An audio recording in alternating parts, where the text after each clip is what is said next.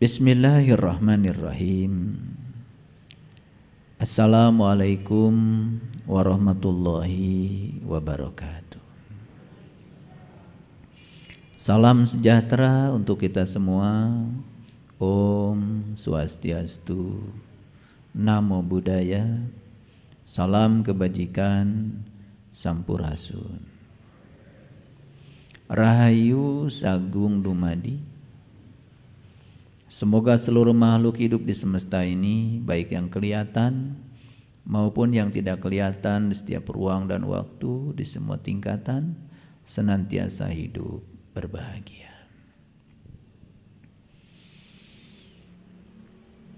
Hidup itu adalah hak istimewa. Napas selalu keluar masuk.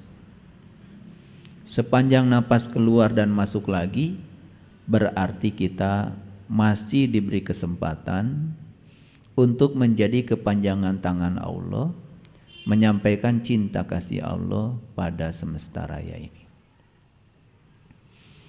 Apapun keadaan kita hari ini, sepanjang napas masih kembali ke dalam diri kita, berarti kita masih akan digunakan oleh Sang Semesta. Siapa napas itu? Ya, napas itu yang tidak pernah tidur, tidak pernah ngantuk, selalu berdiri tegak, mengurus seluruh kepentingan kehidupan kita. Jadi napas adalah jantung kehidupan semesta. Makanya orang yang meninggal disebut menghembuskan napas yang terakhir. Artinya napasnya setelah keluar gak masuk lagi, itu aja kok meninggal. Gak usah pusing-pusing mikirin orang meninggal, napasnya keluar gak masuk lagi, gitu aja. Disebut menghembuskan napas yang terakhir. Seperti itu, mati itu. Jadi sebetulnya sekarang ini kita sudah belajar hidup dan mati. Saat napas masuk kita hidup, napas keluar kita mati. Masuk lagi hidup, napas keluar mati. Jadi sebetulnya sekarang ini kita sudah diajarkan merasakan hidup mati. Cuma saking cepatnya kita tidak merasakan itu, ditambah lagi kita pun sudah kehilangan kesadaran. Untuk bisa merasakan kehadiran nafas saja gak ada waktu.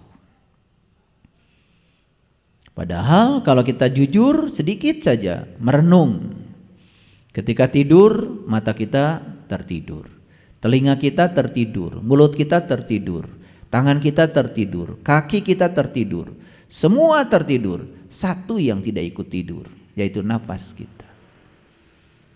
Sadar saja dengan yang sering dibacakan ketika kita baca ayat kursi, la ta'khuduhu sinnatu wala naum. Wujud dia yang tidak pernah tidur, nggak pernah ngantuk adalah nafas. Oleh karena itu mari kita bersyukur hari ini kita masih digunakan Sang Semesta untuk melanjutkan proses belajar di ruang kehidupan ini. Kita puji Dia bersama-sama membaca hamdalah. Alhamdulillahirabbil alamin. Mari kita sapa asma Allah dengan kelembutan dan cinta seraya membaca basmalah. Bismillahirrahmanirrahim. Tadi pagi saya membaca sebuah artikel yang dikirim oleh WHR, World Happiness Report. Jadi WHR ini sebuah badan dunia yang ditunjuk oleh PBB untuk melakukan riset tentang tingkatan kebahagiaan dari masing-masing bangsa-bangsa di dunia berdasarkan negaranya.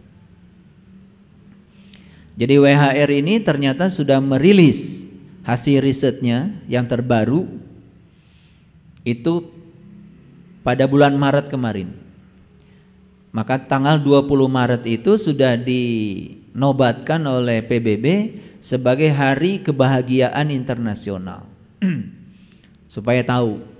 Jadi 20 Maret itu oleh PBB ditetapkan sebagai Hari Kebahagiaan Internasional. Jadi sekarang itu kebahagiaan itu bisa diukur. Ada alat ukurnya, namanya gross national happiness. Kalau dulu ada gross national product. Jadi dulu yang bisa diukur itu hanya yang bersifat kuantitatif, kepemilikan uang dan harta. Tapi sekarang gross national happiness yang namanya indeks kebahagiaan itu bisa diukur. Jadi orang sudah sampai di tingkat itu melakukan riset. Jadi WHR ini adalah badan dunia yang bertanggung jawab untuk memberikan laporan setiap tahun kepada PBB tentang indeks kebahagiaan bangsa-bangsa di dunia. Yang dirilis 20 Maret kemarin tahun 2023 yang terbaru, ternyata ditemukanlah ya dari 137 negara 10 besar bangsa yang paling bahagia di dunia dari 137 negara. Yang pertama itu namanya Finlandia. Yang kedua, ranking kedua negara paling bahagia di dunia setelah Finlandia itu adalah Denmark. Ranking yang ketiga adalah Islandia. Saya dengan istri saya alhamdulillah sudah pergi ke sana, ke Islandia itu. Saya ingin tahu. Kalau dulu Islandia pernah ranking 1. Ya, bersama Norwegia, karena Islandia dengan Norwegia itu kan satu kesatuan. Saya udah ke sana, ingin membuktikan seperti apa. Nanti saya ceritakan, karena ini ada kaitannya dengan kajian kita hari ini. Jadi kajian kita hari ini saya beri judul, biarkanlah Allah menggunakan kita untuk tujuannya. Karena selama ini kita terus-menerus menggunakan Allah untuk tujuan kita. Sekali lagi, selama ini kita terus-menerus menggunakan Allah untuk tujuan kita. Bukan membiarkan Allah menggunakan kita untuk tujuan Allah. Jadi hidup kita udah kebalik selama bertahun-tahun. Dan hari ini selesai saya kajian, saya akan balikan sudut pandang itu. Dan saksikan kalau kita bisa membalikan sudut pandang hari ini, setelah ini, percayalah sama saya, disitulah kita akan menemukan kebahagiaan. Makanya ada kaitan dengan itu. Maka saya memulai berbicara dengan data. Karena saya ilmuwan, kalau saya berbicara tidak pakai ilmu katanya. Jadi saya langsung mengambil artikel ini yang terindeks ke sumbernya. Jadi bukan katanya, bukan orang kedua, orang ketiga, langsung dari WHR, dari World Happiness Report. Itu badan dunia yang ditunjuk oleh PBB. Jadi Finlandia itu ranking pertama, negara paling bahagia. Yang kedua Denmark. Yang ketiga Islandia. Yang keempat Israel. Israel nomor 4. Jadi kalau saya mohon maaf, karena saya juga rajin baca Injil, di Injil itu ada kata-kata bagus. Ya. Kebahagiaan itu datangnya dari Israel. Awas ya, Israel itu, Isra itu berjalan, El itu Tuhan. Jadi Israel itu orang yang berjalan menuju Tuhan. Tapi ternyata negara itu yang diberi nama Israel itu juga termasuk ranking 4. Negara paling bahagia.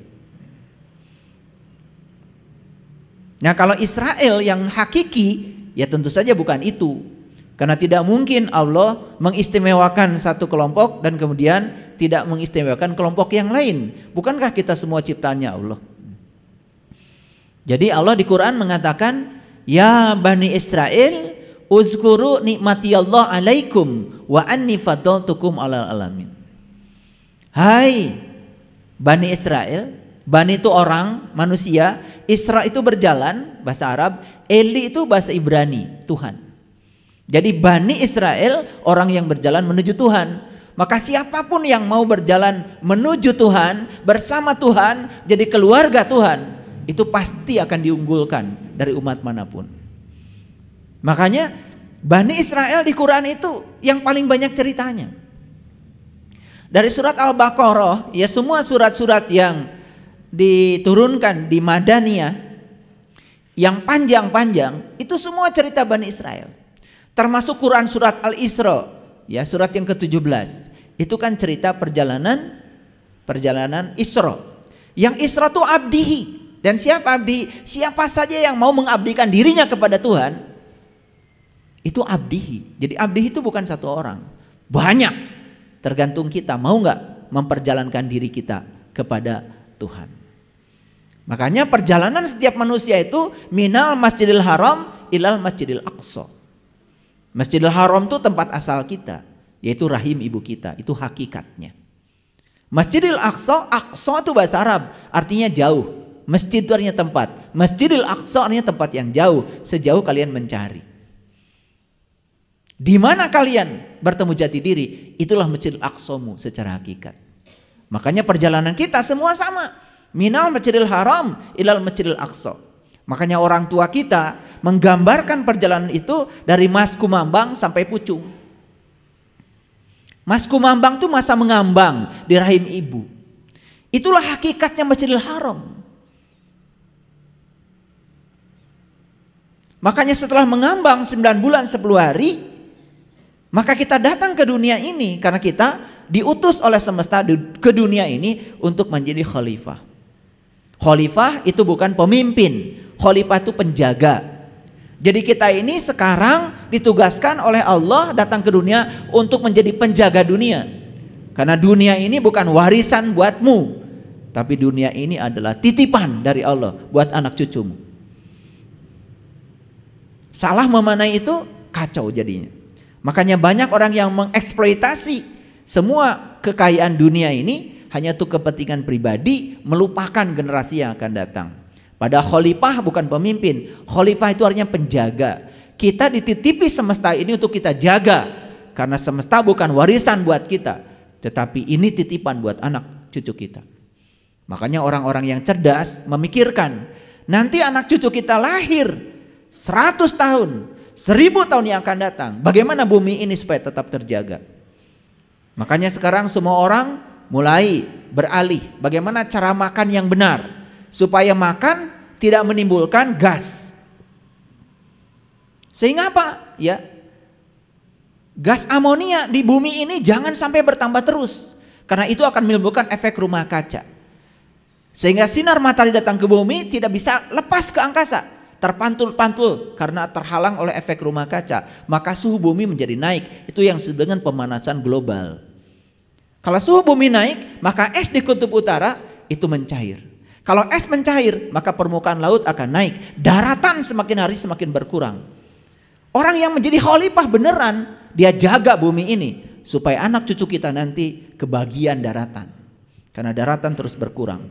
75% bumi kita itu lautan, 25% daratan. Dan sekarang daratan terus berkurang. Kenapa? Ulahnya manusia. Inilah pentingnya mengerti sains. Gaul sedikit, mengerti ya bagaimana cara kita. Itu yang disebut dengan orang soleh itu yang menjaga kelestarian semesta, bukan orang yang sembrono. Makanya judul kita kajian kita hari ini adalah biarkanlah Allah menggunakan kita untuk tujuannya. Makanya kalau orang tua kita lebih lengkap lagi. Dari Mas Kumambang sampai Pucung itu perjalanannya step by step dijelaskan. Masa mengambang di rahim, kemudian turun ke bumi lewat mijil rahim seorang ibu. Dilanjutkan dengan sinom, masa lucu. Lanjut dengan kinanti, masa mencari jati diri. Lanjut asmarandana, lanjut gambuh, masa untuk saling menerima perbedaan. Kita menyatu dengan orang yang berbeda, yang disebut dengan rumah tangga. Makanya rumah tangga adalah latihan menerima dan menghargai perbedaan. Lanjut setelah itu apa? Dandang gula. Lanjut setelah itu apa? Setelah dandang gula, durma. Durma itu berbagi. Baru jadi manusia berguna kalau dia bisa menemukan berkah dalam kehidupannya. Dan berkah yang dia terima dia bagikan kepada banyak orang. Makanya orang yang sudah menemukan berkah Allah dalam dirinya, dia sudah menemukan tujuan hidup. Dan orang yang sudah bisa membagikan berkah pada orang lain, berarti dia sudah menemukan arti hidup. Baru disebut orang yang berguna. Itu dandang gula. Setelah dandangnya penuh dengan gula, berikutnya durma. Setelah durma, pangkur. Karena sudah dibagikan semuanya, lepas segala kemelekatan, pangkur, mulai mengasingkan diri untuk siap pulang ke tempat asal. Maka saatnya tibalah namanya magatru. Magatru itu pegatruh, di mana ruh dengan tubuh berpisah lagi. Setelah magatru, puncaknya adalah pucung. Pucung itu pocong. Akhirnya tubuh kita yang berasal dari tanah kembali ke tanah, dan sang jiwa setelah selesai menugaskan tugas sebagai kepanjangan tangan Allah, memenuhi ayat inna lillahi wa inna ilaihi rajiun, kembali kepada Allah. Harusnya seperti itu fase kehidupan kita. Minal masjidil haram illal masjidil aqsa. Itu hakikatnya. Karena gak mungkin kita pergi ke Mekah, ke Masjidil Haram, setelah itu kemudian jalan-jalan sampai di Masjidil Aqsa, mau apa? Tangkap hakikatnya dan terapkan dalam kehidupan kita saat ini. Karena Quran itu pragmatis, Quran itu konseptual dan kontekstual, terbukti dan nyata bisa dibuktikan kalau kita punya guru yang bisa membuktikan itu. Itulah pentingnya kita belajar pada yang tahu. Jangan belajar pada orang yang tidak tahu, tetapi dia tidak tahu bahwa dia tidak tahu. Itulah orang yang kemana-mana menyebarkan kebohongan tetapi berbaju kebenaran. Kayak yang benar tetapi sebetulnya bohong. Karena tidak bisa membuktikan. Karena orang tidak bisa membuktikan, kan namanya bohong. Betul nggak? Dia mengaku orang kaya, tidak bisa membuktikan kalau dia kaya, kan bohong. Bohong itu artinya tidak bisa membuktikan. Kalau cuma ngomong saja gampang. Allah bersamaku, lebih dekat kepadaku daripada urat nadi leherku. Cek, apakah itu sebatas pengetahuan atau pengalaman? Kalau itu sebatas pengetahuan, masih bohong. Tapi kalau itu sudah menjadi pengalaman diri dan kita merasa manunggal, menyatu, tauhid bersama dia, baru itu menjadi kenyataan. Baru nggak bohong lagi kalau sudah jadi bukti. Paham sampai di sini? Lanjut dulu. Jadi Israel tadi urutan keempat, Belanda urutan kelima. Saya juga udah pernah ke negara-negara ini. Bahkan di Belanda itu ya penjara itu nggak laku. Bahkan penjara itu di sana banyak dijadikan rumah ibadah. Ada yang dijadikan gereja, ada yang dijadikan masjid bahkan. Karena saya punya teman di Belanda. Nah, kebetulan dia sudah jadi murid saya sekarang. Dia pernah masuk Islam karena agama yang sebelumnya adalah Protestan. Dan saat itu dibimbing oleh seseorang untuk membacakan syahadat. Setelah baca syahadat kemudian diajarkan doa-doa. Pusing dia karena semua doanya katanya bahasa Arab. Dia balik lagi ke Eropa dan meninggalkan agama yang barunya itu, balik lagi ke agama lamanya. Alhamdulillah ketemu saya. Kemudian saya jelaskan, agama itu jalan. Apapun jalanmu gak masalah. Yang penting kamu tekun di jalan. Silahkan tentukan mau pilih jalan mana. Dan dia mengatakan, tolong diajarkan. Kira-kira saya bagusnya jalan yang mana? Saya bilang, agama yang terbaik adalah agama yang mengantarkan pemeluknya menjadi lebih baik. Itu aja yang paling penting. Tapi dia memilih jalan Islam. Kalau gitu, yuk saya tunjukkan. Begitu saya ajarkan. Saat itu dia bergetar dan menangis. Kenapa dulu ya, waktu saya baca syahadat yang pertama, saya kok tidak menangis, tidak ada getarannya, tidak ada rasanya. Ya iya, kamu kan cuma membaca saja. Bersaksi tetapi tidak menyaksikan. Oleh saya dibalik, menyaksikan dulu baru kamu bersaksi. Kan Nabi Muhammad juga membimbing orang-orang saat itu memasuki Islam begitu dulu. Diajak untuk menyaksikan baru bersaksi. Kalau menyaksikan kan alatnya mata. Kalau bersaksi alatnya mulut kan. Mulut ini hanya bisa berbicara kalau ada info dari mata. Tapi tentu saja urusan spiritual tidak ada kaitan dengan mata ini. Maka di Quran dikatakan fa innaha la ta'mal absyar walakin ta'mal qulubul lati fis syudur. Gunakan mata kesadaran. Itulah yang disebut dengan mata kolbu. Itu yang namanya mata jiwa. Laqad ja'akum basyairum mir rabbikum. Telah datang bagi kalian semua al-basyair, penglihatan kolbu. Untuk kalian semua sudah diberi penglihatan itu.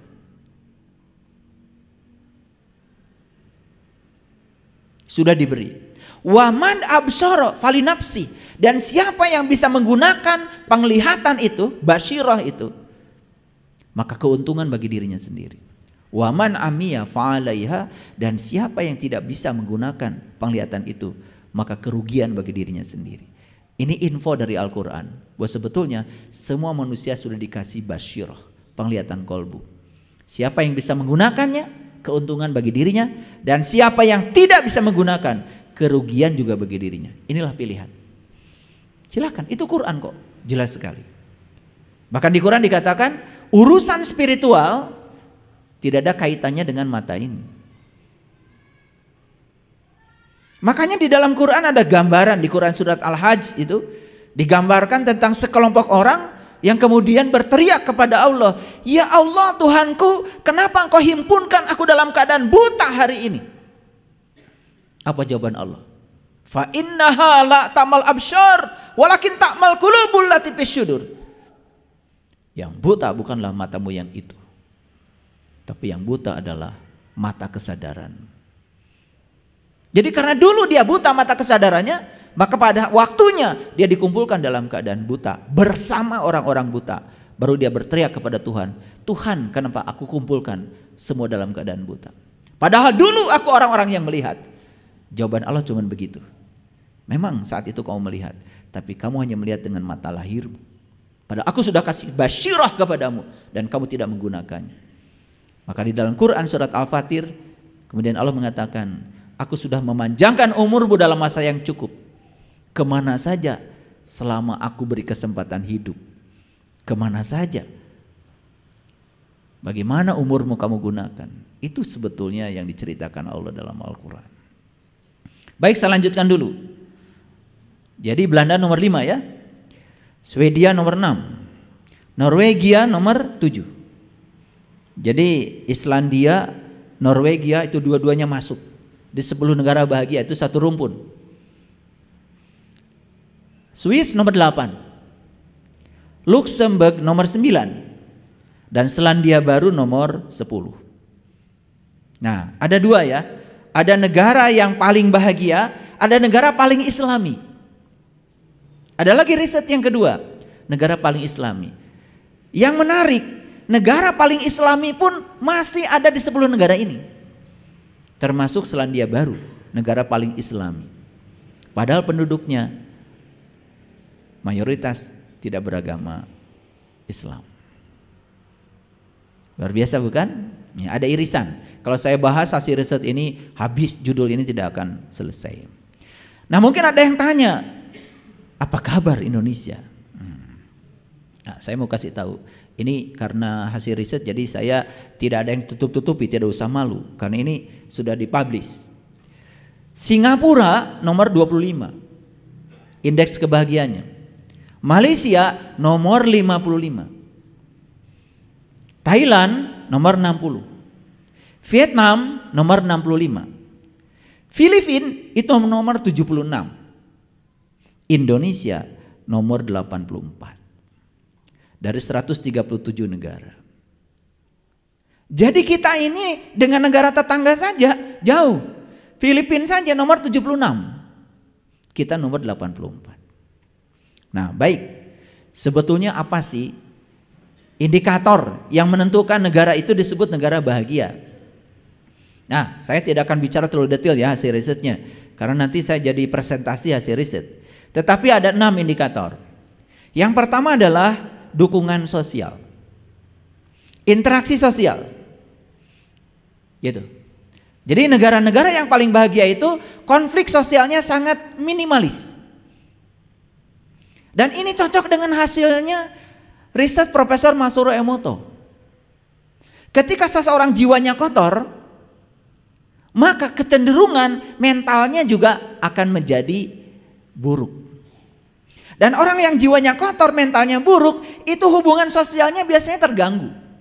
Karena konflik keluar itu akibat konflik di dalam. Jadi semua orang yang masih punya konflik di luar, sebutnya konflik itu dengan dirinya sendiri.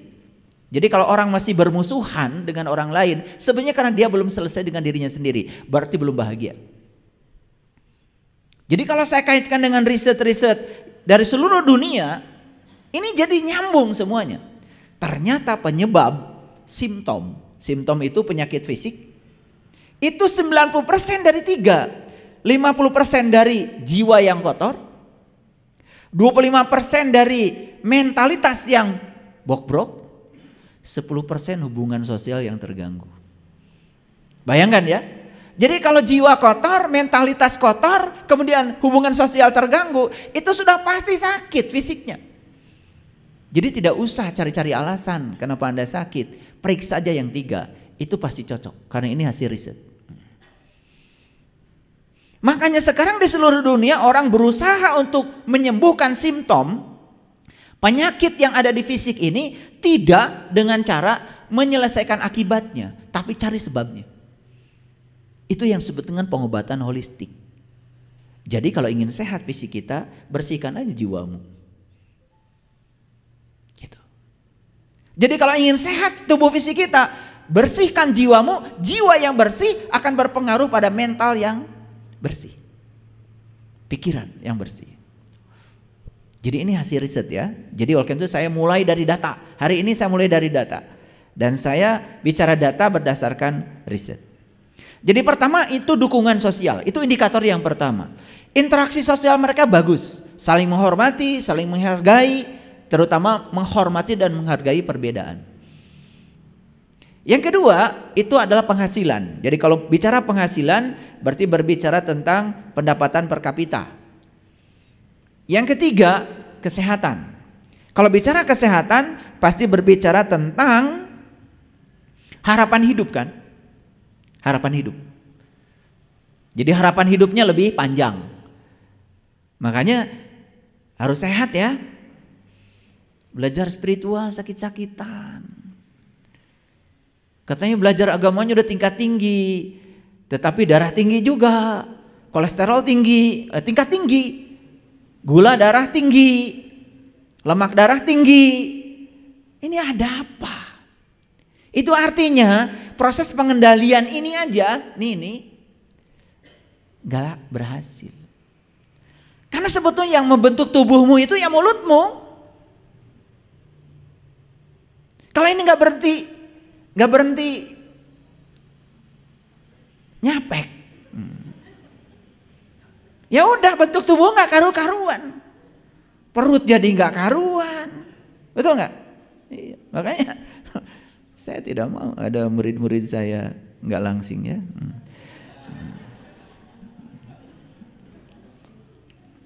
Makanya saya sudah bikin pusat pelatihannya nanti di Jelekong. Jadi saya suruh nanya aja nanti nanya. Ya, udah ada tempat latihannya. Pokoknya harus ramping. Ya, nggak apa-apa. Tubuh ramping, tapi dompet gendut. Ini dompetnya ramping, tubuhnya gendut. Banyak penyakit. Jadi yang ketiga itu kesehatan. Yang keempat nih yang penting, kebebasan. Kebebasan untuk menentukan pilihan hidup. Itu indikator kebahagiaan nomor 4 yang diukur. Jadi negara-negara yang tingkat kebahagiaannya tinggi karena mereka sudah bebas menentukan pilihan hidup. Artinya mereka sudah sukses menjadi dirinya sendiri. Nah kita ini masih sibuk menjadi orang lain. Betul apa tidak? Iya. Jadi kalau istilah orang bijak itu kita masih dalam kawanan domba, belum jadi singa. Makanya 1 jam saja kamu jadi singa, lebih mulia, lebih bagus daripada puluhan tahun kamu jadi kawanan domba. Domba itu abring-abringan. Batur kitu ngilu kitu, batur kieu ngilu kitu, eta domba. Yang di sini mah bukan.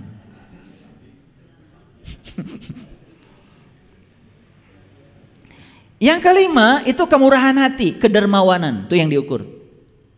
Jadi negara-negara yang indeks kebahagiaannya tinggi itu karenanya mereka memberi itu mudah, kedermawanan. Ternyata WHR menentukan kedermawanan sebagai indikator kelima untuk menentukan kebahagiaan.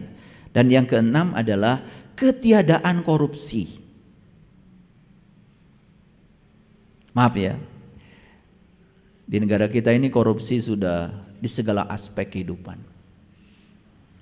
Memberantasnya menjadi sangat sulit. Bahkan yang berteriak untuk memberantas korupsi, malah dia juga korupsi. Ini masalah besar. Karena kita itu semua berpusat keluar, tidak berpusat ke dalam. Nyalakan orang itu begitu mudah. Tetapi menyalahkan diri sendiri ini. Nah, ini yang akan kita bahas hari ini. Ini belum masuk ke topik ini. Ini baru data awal. Nah, yang menarik, saya coba gali lagi, terutama Finlandia. Mengapa mereka menjadi negara paling bahagia?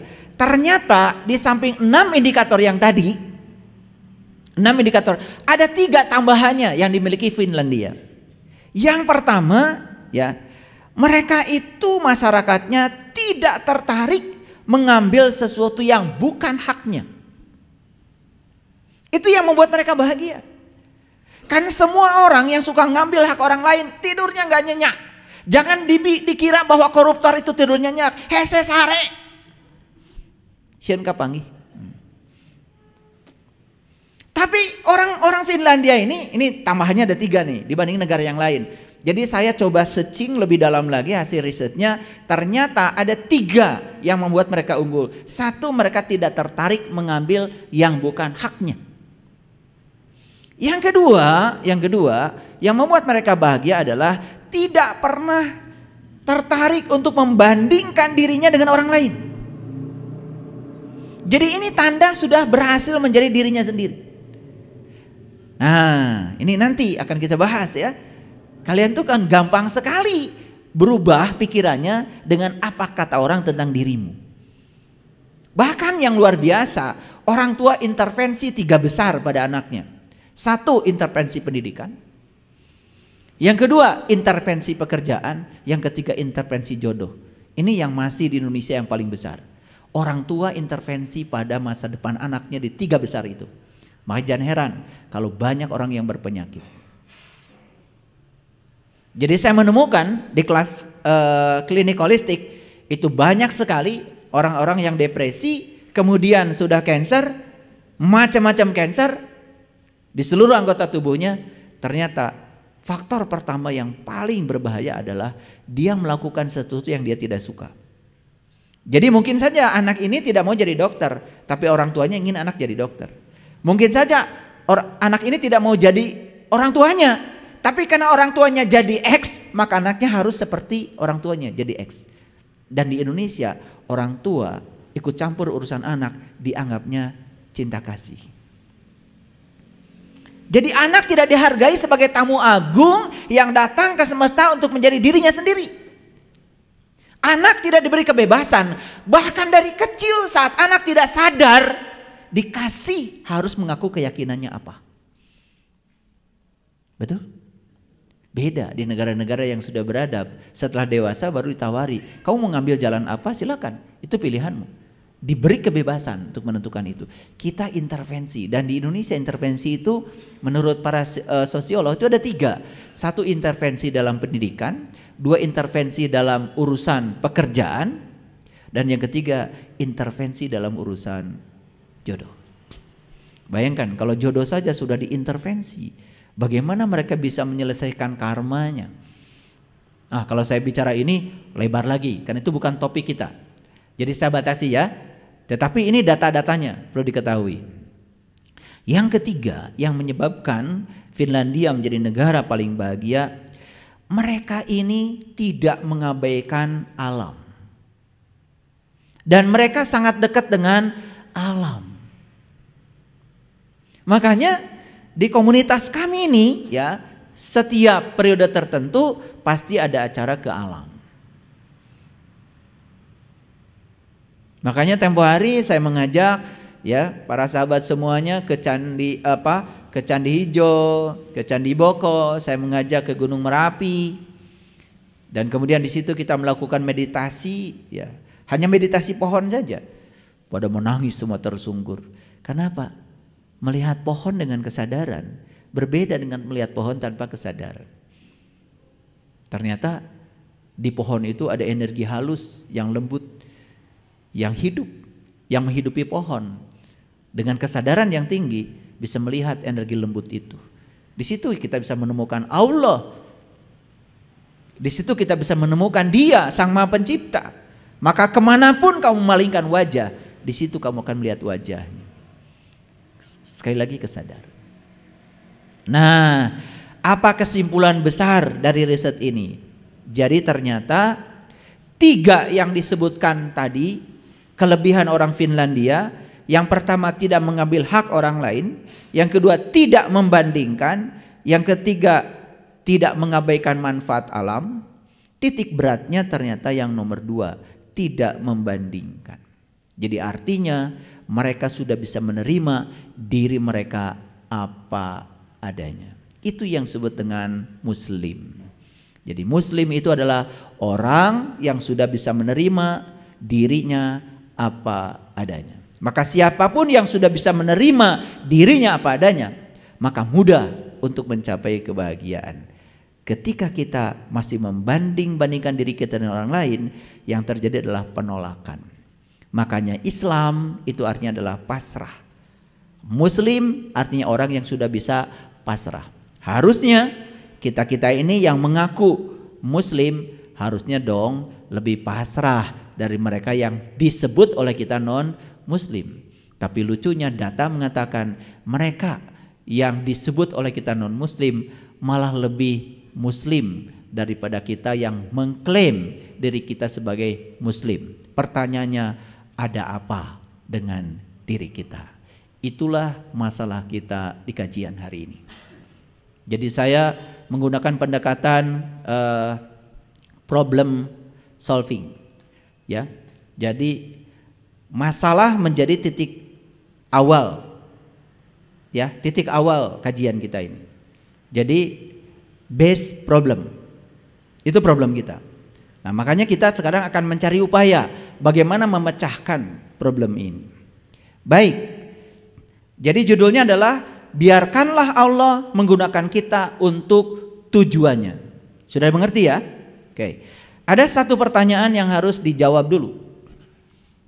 Kalau saya suruh memilih, 1, membiarkan kita menggunakan Allah untuk tujuan kita, atau membiarkan Allah menggunakan kita untuk tujuan Allah. Pilih mana? Ya, saya perjelas lagi.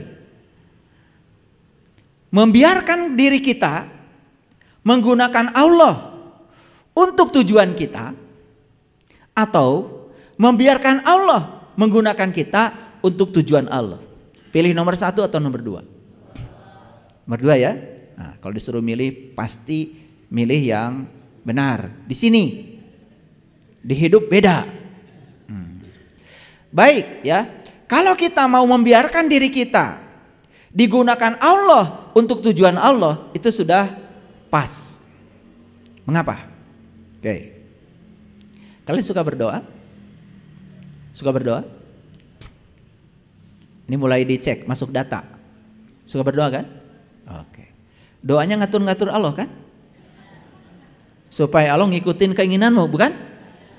Ketika Allah mengikuti keinginanmu, kamu sebut Allah mengabulkan doaku, begitu? Ketika Allah tidak mengikuti keinginanmu, maka kamu bilang Allah tidak mengabulkan doaku, begitu kan? Bahkan sombong, ketika Allah selalu mengikuti keinginanmu, kamu mengatakan dirimu soleh kan? Jawab dulu, ini data. Begitu apa tidak? Ini data sudah berlawanan. Katanya membiarkan Allah menggunakan kita untuk tujuan Allah. Kenyataannya setiap hari kita berdoa kepada Allah, malah justru menggunakan Allah supaya Allah bisa digunakan untuk memenuhi tujuan kita. Begitu apa tidak? Ini sudah berlawanan. Dan ini sumber penderitaan kita. Berarti kita belum muslim dong. Betul nggak? Jadi sebenarnya Allah tuh suka bingung dengan kalian itu. Nih yang Tuhan tuh lu apa gue? Kan gitu kata Allah. Kita ini diciptakan Allah untuk tujuan Allah. Setelah kita diciptakan malah kita sang pencipta diatur oleh ciptaan. Lucu bukan? Kita ini ciptaan loh, dan Allah pencipta. Harusnya pencipta itu menggunakan ciptaan untuk kesenangan pencipta. Ini yang terjadi, kita ini sekarang statusnya sebagai ciptaan, tetapi mencoba mengatur pencipta untuk kesenangan ciptaan. Ini sumber penderitaan kita, salah memaknai doa. Karena doa itu kalau ditanya semua orang, ini saya sudah survei. Jadi saya tanya 100 orang, ya, apa artinya doa? 100-100-nya mengatakan doa adalah permintaan. 100-100-nya mengatakan doa itu adalah permintaan. Padahal doa dalam bahasa Arab itu artinya adalah undangan. Doa itu artinya ajakan. Jadi sebenarnya berdoa kepada Allah artinya Allah tuh ingin disertakan, ingin diajak, ingin dirasakan kehadirannya. Karena beliau ada bersama kita, lebih dekat daripada urat di leher kita. Sayang keberadaannya tidak disadari oleh kita. Karena kita menganggap Tuhan itu ada di tempat yang jauh dan sedang kita atur-atur dari sini supaya dia ngikutin semua keinginan kita. Itu doa yang selama ini kita lantunkan, bukan? Padahal doa yang sebenarnya artinya adalah undangan, ajakan. Jadi Allah tuh hanya ingin disadari kehadirannya, disadari keberadaannya. Karena dia bersama kita. Buktinya adalah nafas kita. Itu wujud keberadaannya pada diri kita. Kenapa kita sering khawatir? Kenapa kita sering sedih? Karena ada ilusi keterpisahan kita dengan dia. Ini masalah tauhid sebetulnya. Karena tauhid kita baru mengesahkan Tuhan, tapi tidak mengesah bersama Tuhan. Yang dibutuhkan dari tauhid itu bukan mengesahkan Tuhan, mengesah bersama Tuhan. Makanya leluhur kita mengatakan manunggaling kaula lan Gusti. Kaula lan Gusti itu manunggal. Gitu. Sampai sini ngerti? Pilih yang mana tadi pertanyaannya? Yang nomor 2 kan? Berarti kita sudah memasuki judul ini. Kita sekarang siap sedia membiarkan Allah menggunakan kita untuk tujuan Allah.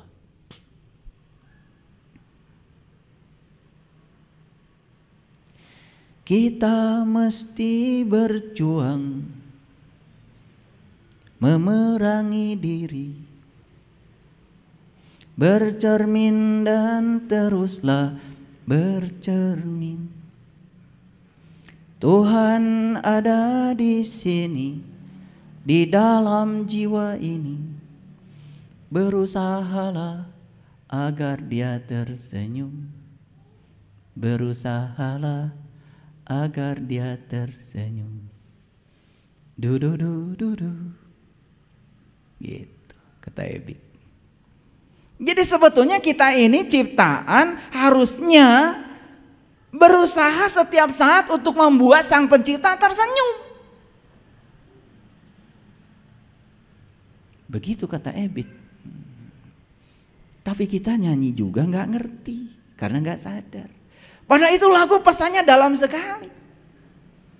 Diawali dengan kita mesti telanjang dan benar-benar bersih, suci lahir dan di dalam batin.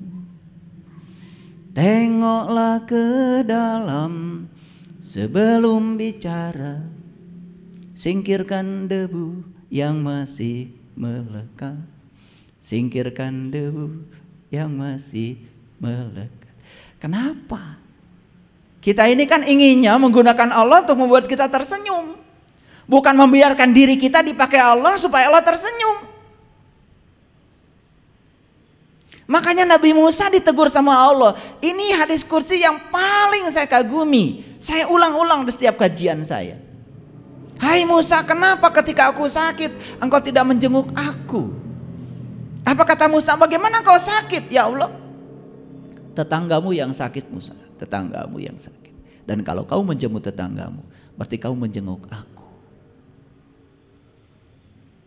Jadi kalau kita menjenguk tetangga kita yang sakit, maka Allah mengatakan itu kamu sudah menjenguk aku. Berarti Allah tinggal di tetangga yang sakit. Ini artinya apa? Ini artinya Allah tuh ingin supaya kita ini menjadi kepanjangan tangannya untuk menyampaikan cinta kasihnya kepada orang-orang yang butuh pertolonganmu di sekitarmu. Lucu bukan? Allah yang gaib disembah terus, tetapi tetangga kita yang kelaparan kita tidak pedulikan. Anak-anak yang putus sekolah tidak kita pedulikan. Lihat anak kita sepatunya bagus, sepatu anak tetangga itu sudah compang-camping, kita tidak mau membelikan. Tetapi kita selama ini mengatakan diri seakan-akan paling soleh.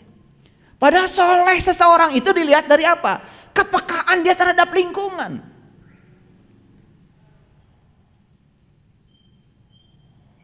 Malam-malam saya lewat jalan apa itu?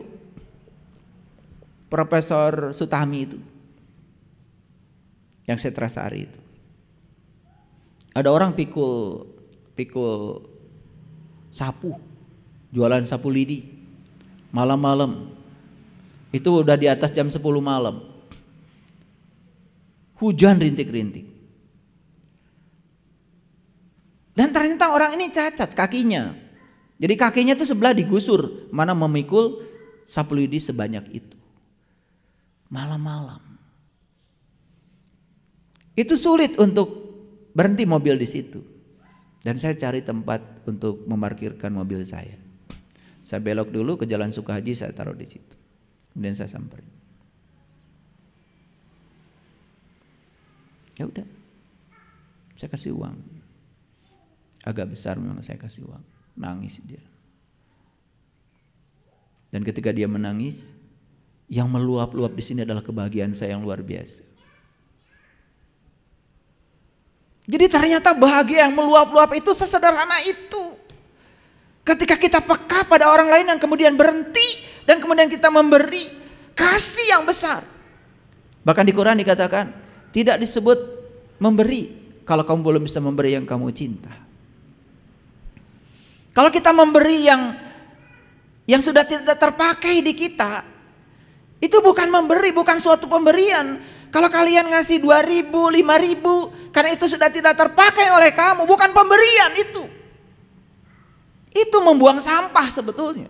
Sama seperti kamu punya makanan banyak di rumah dan kemudian setelah kamu kenyang, kamu kasih sisanya kepada tetangga. Itu bukan pemberian. Niatkan dari awal, saya masak banyak karena saya ingin berbagi dengan tetangga biar mereka kebagian. Tapi kalau kita niatnya supaya kenyang perut kita, kalau ada sisa kita bagi kepada mereka, bukan pemberian.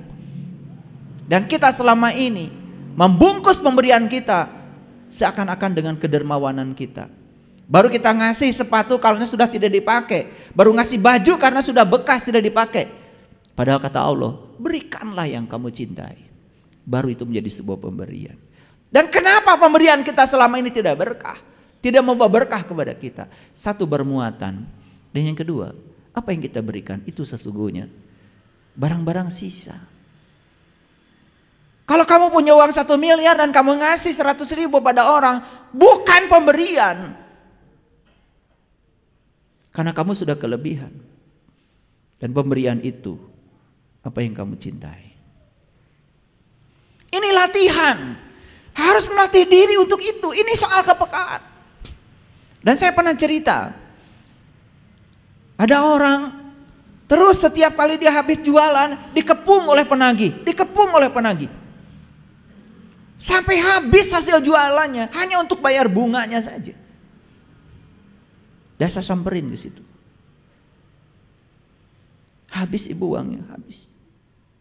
Itu pun tidak selesai, utangnya tambah besar. Jadi asalnya 20 juta, utangnya jadi 25 juta. Padahal saat itu dia berutang bukan untuk makan, karena dia harus ke rumah sakit. Dan dia ditahan oleh rumah sakit karena tidak punya uang untuk keluar dari rumah sakit. Terpaksa dia pinjam uang geledek. Saya sebut uang geledek aja. Mohon maaf, saya bayarkan utangnya 25 juta. Dan saya bikinkan rumah, 2 lantai saya bikinkan rumah. Setiap ketemu saya cuma nangis. Setiap saya melihat tangisan dia, kebahagiaan saya meluap-luap.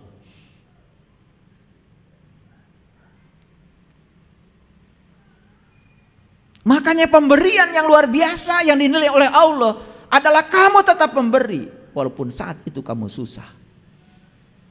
Kalau pemberian saat kamu sedang berkelimpahan itu sangat biasa, tapi kamu bisa memberi walaupun kamu susah. Di situ nilai pemberian itu yang sangat luar biasa. Saya membangunkan rumah dia bukan karena saya sudah berkelimpahan, tetapi karena saya melihat dia lebih butuh daripada saya. Itu saja. Dan agama itu praktek, bukan hanya teori.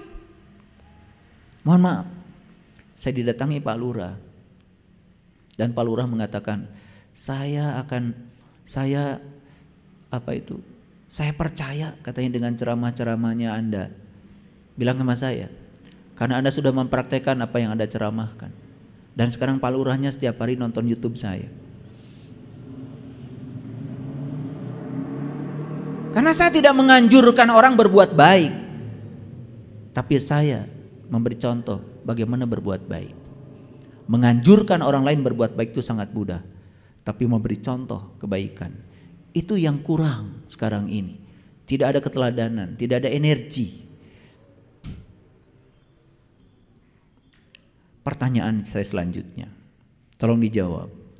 Siapa yang berhak merumuskan tujuan hidup manusia? Manusia atau Allah? Siapa? Siapa yang berhak merumuskan tujuan hidup? Manusia atau Allah? Masih bingung. Manusia atau Allah? Kalau gitu saya kasih contoh dulu.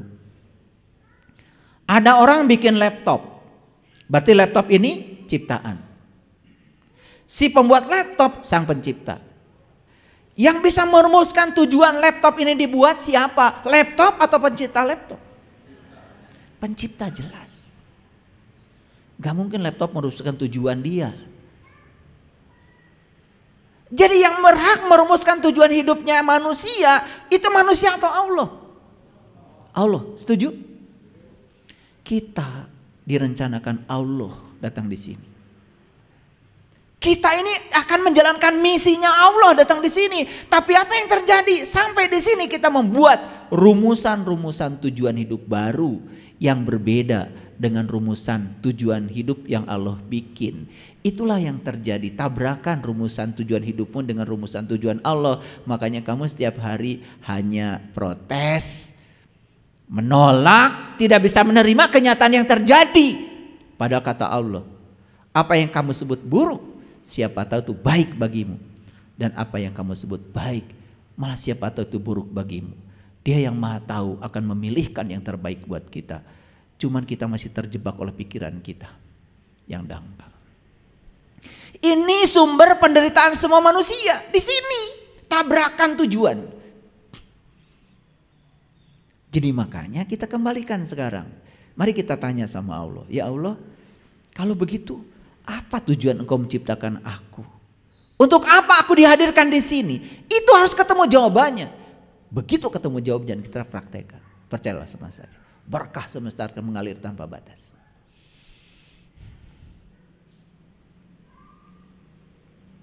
Jadi manusia itu adalah ciptaan, sedangkan Allah sang pencipta manusia.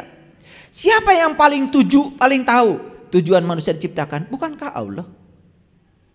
Yuk sekarang saya tanya, Bapak Ibu, lihat di cermin, pandang tubuhmu. Kenapa Allah menciptakan mata saya dan diletakkan di sini? Kenapa menciptakan telinga saya bentuknya seperti ini? Dan kenapa diletakkan di sini? Dan kenapa jarak mata dengan telinga itu seperti ini? Dan kenapa di sini disediakan anak telinga? Kenapa bentuk telinga seperti ini? Rabbana ma khalaqta hada. Tidak mungkin ada satu ciptaannya yang tidak direncanakan. Pertanyaan selanjutnya. Apakah benar kita selama ini menggunakan tubuh kita sesuai dengan tujuan Allah menciptakan tubuh kita?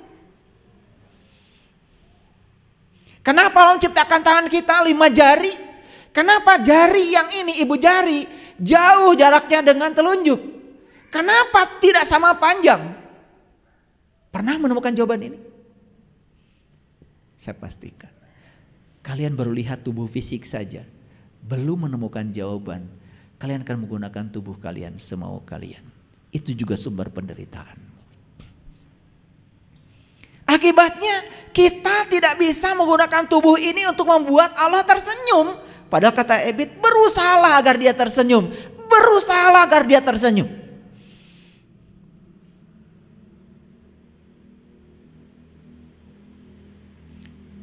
Hadirin, dari ujung rambut sampai ujung kaki ini, kalau kalian tahu rahasianya, semua Allah ciptakan ada maksudnya, dan satu tujuan Allah menciptakan tubuh ini, untuk mengenali Dia, untuk menyaksikan Dia, untuk melihat Dia, untuk bertemu dengan Dia.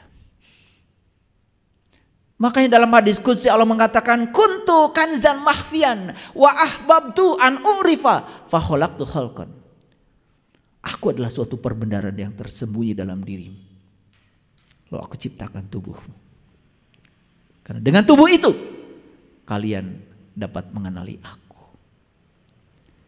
Yuk sekarang tanya, tubuhmu selama sekian puluh tahun di semesta ini digunakan untuk apa? Semua digunakan untuk kesenanganmu, bukan? Itu bukan? Sekarang pertanyaan, sudah tahukah cara menggunakan tubuh untuk kesenangan Allah? Belum tahu. Bagaimana kita bisa menyenangkan yang lain? Makanya kita dalam hidup semua berorientasi pada diri sendiri. Tidak pernah berpikir orang banyak. Itulah yang menyebabkan hidup kita, mohon maaf, kekurangan nilai guna di ruang kehidupan. Karena semua yang kita hasilkan buat kita. Betul? Tidak pernah memikirkan orang lain. Makanya ciri manusia paripurna dalam rumusan orang Sunda itu kan ada 6. 1, nulung kanu butuh. 2, nalang kanu susah. 3, ngahudangkeun kanu sare. 4, nyaangan kanu poekeun. 5, nepak kanu poho. 6, nganter kanu keung. Itu rumusan manusia paripurna. Kalau saya menyebutnya itu rukun imannya leluhur kita. Keren sebetulnya. Dan Quran 30 juz itu sudah terangkum di 6 itu sebetulnya. Bagaimana orang tua kita membuat rumusan yang keren. Tapi berapa banyak anak-anak sekarang, anak-anak muda sekarang ini mau memperhatikan pesan leluhur yang begitu luar biasa itu. Subhanallah.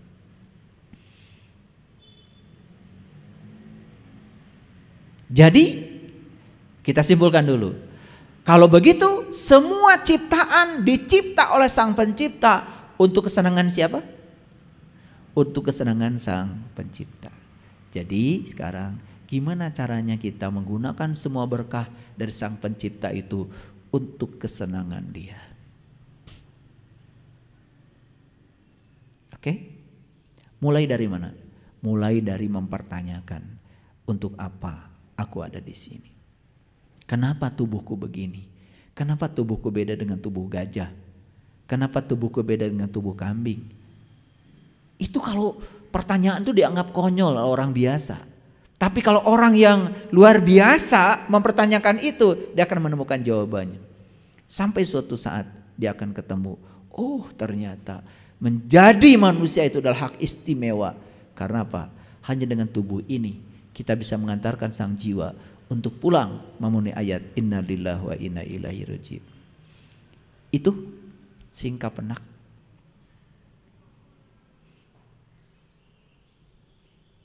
Oke, lanjut dulu. Jadi kalau kita lihat hadis qudsi ini, ya. Jadi Allah itu menciptakan manusia cuma satu tujuannya kok. Allah ingin dikenal. Sampai di hadis qudsi menggunakan kata wa ahbabtu an urifa. Habib, ahbab itu rindu. Wa ahbabtu an urifa, aku rindu untuk dikenal. Jadi Allah tuh ingin dikenal sebetulnya. Jadi Allah menciptakan tubuh kita tuh hanya ingin dikenal. Kalau sudah dikenal silahkan. Kalian mau menyembah Dia dengan cara apa? Itu ekspresi dari rasa syukurmu. Lucu kalian tuh, kenal juga enggak. Udah nyembah-nyembah. Lalu yang disembah jadi pikiran dan perasaanmu sendiri. Tapi GR-nya luar biasa. Ya. Habis sholat Walaupun mikir kemana-mana, bilangnya nyembah Allah. Padahal di Quran dikatakan aqimis sholata li zikri. Disebut menyembah Allah kalau selama sholat kau mengingat Allah. Kan jelas ayatnya, fa'budni wa aqimis sholata li zikri. Sembahlah aku dan dirikanlah sholat untuk mengingat aku. Dikatakan menyembah Allah kalau selama sholat mengingatnya. Lah, yang kamu ingat piring berantakan, cicilan. Tapi habis sholat ngakunya nyembah Allah. Untung aja Allah tuh maha diam, tidak comel.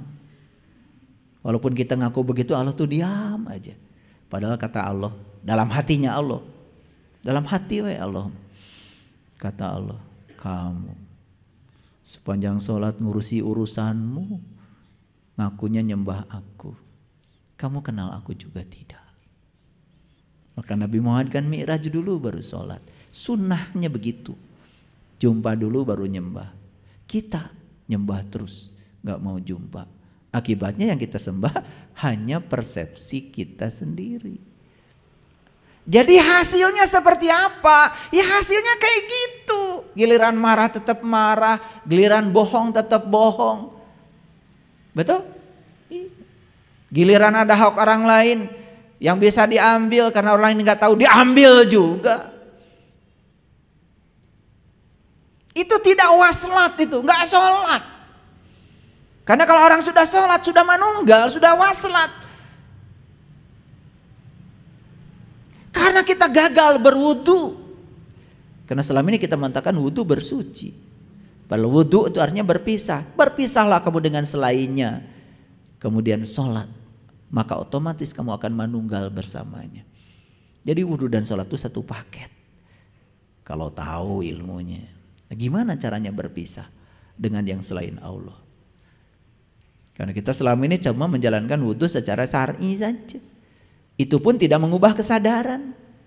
Makanya Nabi Muhammad mengajarkan doa-doa wudu, mengafirmasi tubuh. Ketika beliau mengambil air, disedot ke hidung, beliau mengajarkan doa kan, ya Allah, masukkanlah bau surga ke dalam hidungku. Ketika membasuh wajah, ya Allah, putihkan wajahku dengan cahaya. Ketika membasuh kaki, ya Allah, kuatkan kakiku dalam menjalani syiratmu. Ada afirmasi yang diajarkan. Kita wudu, dah, penting mah basuh. Betul nggak? Tidak ada kesadaran yang ditumbuhkan. Nah, kalau ingin belajar itu nanti ada episode khusus ya. Ada di kita ada namanya workshop khusus pelatihan sholat khusyuk. Saya tadi pagi dapat WA dari sahabat-sahabat yang udah ikut pelatihan sholat khusyuk. Ya Allah, betapa nikmatnya. Bahkan setelah selesai sholat pun tetap sholat. Akibatnya sholat itu tidak dibatasi oleh ruang dan waktu. Itu yang dikatakan di Quran, walladzina hum ala sholawatihim yuhafidun. Sholatnya sudah tingkatan sholawat, terhubung terus, yuhafidun, terpelihara. Kalau sudah terhubung terus dengan Allah, terpelihara, tidak ada rasa takut, tidak ada rasa cemas. Itulah yang dikatakan di Quran, ya ayyuhallazina amanu wa tatmainu qulubuhum bi zikrillah, ala bi zikrillah tatmainul qulub. Hanya dengan mengingat Allah, kolbumu menjadi tentram. Kapan kolbu kita bisa mengingat Allah? Kalau sudah terbuka, karena nggak mungkin bisa mengingat kalau tidak menyaksikan. Syarat untuk mengingat harus tahu yang diingat. Makanya semua perintah mengingat Allah selalu diawali dengan haji. Coba lihat di Quran surat Al-Baqarah 198. Faiza afadtu min Arafah fazkurullah. Apabila kamu sudah menyelesaikan babak Arafahmu, ingatlah Allah. Kan Arafah itu tempat wukuf, puncaknya haji. Jadi haji itu perjalanan menuju Baitullah. Untuk apa? Berjumpa dengan Allah. Diulangi di ayat lain, fa idza qadaitum manasikakum fazkurullah. Semua perintah mengingat Allah diawali dengan perintah haji. Jadi artinya haji dulu baru bisa ingat kepada Allah. Nah, makanya haji ada dua, ada yang syar'i, kita pergi ke sana itu juga wajib bagi umat Islam. ada yang hakiki. Kita menerjemahkan semua simbol-simbol haji di sana untuk melakukan perjalanan ke dalam diri. Baru ketemu hakikatnya, baru ketemu syariatnya, simetri. Baru itu ada dampaknya. Maaf ya, kalau cuma muter 7 putaran di Ka'bah, gak tahu apa hakikat dibalik angka 7. Yang di Ka'bah muter 7 putaran sudah selesai, tapi yang 7 di sini gak pernah diurus. Nih perhatikan, sumber penderitaan dan sumber kebahagiaan manusia itu cuma yang 7. 1, 2, 3, 4, 5, 6, 7. Ini sumber kebahagiaan, ini juga sumber penderitaan. Harusnya kalau sudah muter di sana, sa'i 7 kali bolak-balik Safa dan Marwah, melempar batu dengan melempar jumroh dengan 7 batu. Harusnya raksa bina yang 7. Tawaf di sini selanjutnya. Tawaf di sana kan cuma beberapa menit saja. Tawaf di sini setiap hari. Tawaf di sini. Udah bisa tawaf di sini. Kalau bisa tawaf di sini udah keren. Banyak yang baru bisa tawaf di sono doang. Di sini nggak bisa tawaf. Padahal Allah bilang, aku lebih dekat daripada urat nadi leher. Kalau tawafnya di sini bisa membuktikan ayat bahwa Allah lebih dekat daripada urat leher. Bisa. Itulah pentingnya berguru pada yang tahu. Lanjut dulu. Itu sebabnya saking ingin dikenal, maka Allah itu turun dari martabat yang paling tinggi ke martabat kedua, martabat ketiga, terus sampai martabat yang ketujuh. Makanya semua leluhur kita kalau mengajarkan makrifat pasti mengajarkan 7 martabat alam. Jadi kalau kita belajar kepada Raden Ronggowarsito dalam kitab Serat Wirid Hidayat Jati, itu jelas ya, di situ dijelaskan tentang 7 martabat alam. Jadi martabat yang pertama namanya alamul ahadiyah. Martabat zat yang bersifat la ta'ayun. La ta'ayun artinya disebut juga martabat sepi, karena zat bersifat mutlak tidak dapat dikenal oleh siapapun. Tidak dapat dikenal oleh siapapun. Ini yang disebut dengan martabat alamul ahadiyah. Makanya kemudian dia turun ke martabat yang kedua yang disebut dengan alamul wahdah. Disebut pula hakikat Muhammad. Jadi Muhammad itu artinya terpuji. Makanya kita mengenal dalam terminologi Sirur Asror karya Syekh Abdul Qadir Jalini bab 1 itu diceritakan tentang asal mualaf penciptaan alam. Jadi sebelum Allah menciptakan alam semesta yang luar biasa ini, yang pertama beliau ciptakan adalah Nur Muhammad. Nur Muhammad itu cahaya terpuji, ya dia juga. Makanya ada Nurullah, Nur Muhammad, Nur Insan, diikat semuanya, itu disebut ruh. Makanya ruh dengan jiwa beda. Ruh itu bahasa Arabnya ruh, kalau jiwa bahasa Arabnya nafs, diri. Nah yang harus bersaksi bukan ruh, tetapi nafs, diri, yang disebut dengan Nur Insan. Makanya turun dari martabat alamul ahadiyah ke alamul wahdah. Ini adalah permulaan ta'ayun yang disebut dengan sifat nyata. Suatu kesatuan yang belum memiliki pemisah antara satu dengan yang lainnya. Di sini belum ada perbedaan antara ilmu, alim dan maklum. Ibarat biji belum ada pemisah antara akar, batang dan daun, masih satu kesatuan. Pernah lihat biji? Pernah lihat biji? Biji jagung, biji kedelai, biji. Lihat akar di situ? Belum. Tapi ada nggak akar di situ? Ada. Ada nggak bibit akar di situ? Ada. Lihat daun di situ? Nggak lihat. Tapi ada nggak bibit daun di situ? Ada di situ dahan? Nggak ada. Ada nggak bibit dahan? Nah kira-kira ini analogi yang kurang tepat sebetulnya. Tetapi daripada sulit, udah saya gambarkan saja. Yang disebut dengan alam kedua itu seperti itulah. seperti biji, sebetulnya ada akarnya, ada daunnya, tetapi belum kelihatan.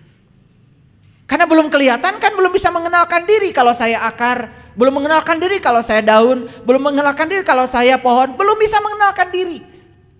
Makanya itu saja belum bisa dikenal. Turun lagi ke martabat yang ketiga yang disebut dengan alamul wahidiyah. Itu yang disebut dengan hakikat manusia. Ini pun baru hakikat manusia, hakikat manusia yang disebut dengan jiwa. Makanya, maaf, saya potong dulu sampai di sini. Nurullah, Nur Muhammad, Nur Insan, Gumulung Manunggal disebutnya adalah ruh. Nah, Nur Insan ini harus bersaksi pada Nurullah dan Nur Muhammad. Kalau dia sudah bersaksi pada Nurullah dan Nur Muhammad, itu sudah mengalami syahadat sejati. Makanya Raden Ronggo Warsito menyebut kitabnya beliau itu adalah Serat Wirid Hidayat Jati. Jadi apakah ini cocok dengan ajarannya Al-Quran? Cocok. Kan di Quran disebut laqad kafarul ladzina qalu innallaha salisu salasa. Kafirlah orang-orang yang mengatakan Allah salah satu dari yang tiga. Berbicara tentang Allah ya harus Nurullah, Nur Muhammad, Nur Insan. Satu kesatuan itu namanya tauhid. Itu dijelaskan dalam Quran surat Al-Maidah ayat 73.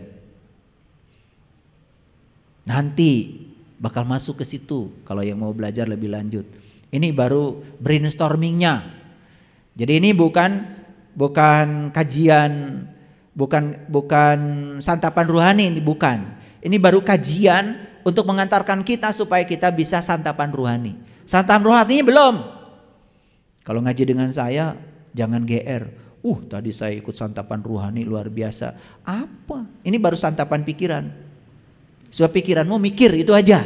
Santapan ruhaninya belum. Kalau mikir nanti akan sampai di mana ruhani kita bisa menyantap. Ruh itu jiwa, ruh itu adalah nur, maka makanan ruh adalah nur pula. Makanya mohon maaf, saya menyitir bahasa Injil yang sangat simpel. Allah adalah roh adanya, dan menyembah Allah harus dengan roh pula. Ya, kalau dalam bahasa Islam kan Allahu nurus samawati wal ard masalu nurihi kamishkatin fiha misbah al misbahu fi jujaja ajujajatu ka'annaha kaukab duriyu yuqadu min sajarati mubarakah zaitunatil la sarkiyah wala gorbiyah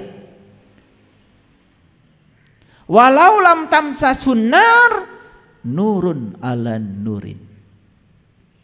Harus ketemu dengan nur ala nurin. Harus ketemu misbah. Harus ketemu lampu dalam diri kita. Harus ketemu dengan kaukab, bintang yang berkilauan. Harus ketemu. Kalau sudah ketemu baru caang baranang. Ternyata dalam diri kita itu tidak poek mongkleng buta rajin, caang baranang. Itu namanya menemukan kota terindah dalam diri. Disebut Madinatul Al-Munawwarah. Makanya hijrah dari Mekah ke Madinah itu hijrah dari kampung ke kota. Gitu bahasa Quran. Nah, jadi alam wahidiyah ini disebut dengan hakikat manusia. Wahidiyah adalah kesatuan yang mengandung kejamakan dan merupakan ta'ayun yang kedua. Pada tahap ini setiap bagian telah tampak terpisah-pisah dengan jelas. Dari ketiga martabat batin itu, ahadiyah, wahdah, wahidiyah sudah mulai jelas. Nah, ini yang disebut dengan Allah, Rasul, dan insan. Makanya harus taat pada Allah dan Rasulnya. Makanya dalam Quran dikatakan faiza sawaituhu wa nafakhtu fihi min ruhi faqa'u lahu sajidin. Ketika aku sudah meniupkan ruhku ke dalam tubuh yang sempurna itu, maka hendaklah kamu bersujud. Jadi sujud dalam terminologi hakikat bukan sekedar membungkukkan badan, tapi sujud itu adalah jiwa selalu taat kepada sang pembimbing dalam dirinya, yaitu Allah dan Rasul yang sejati dalam dirinya. Nah, hadirin, kalau jiwa kita sudah manunggal dengan Allah dan Rasulnya sudah bisa mendengar, berkomunikasi dalam diri, moal salah. Moal salah.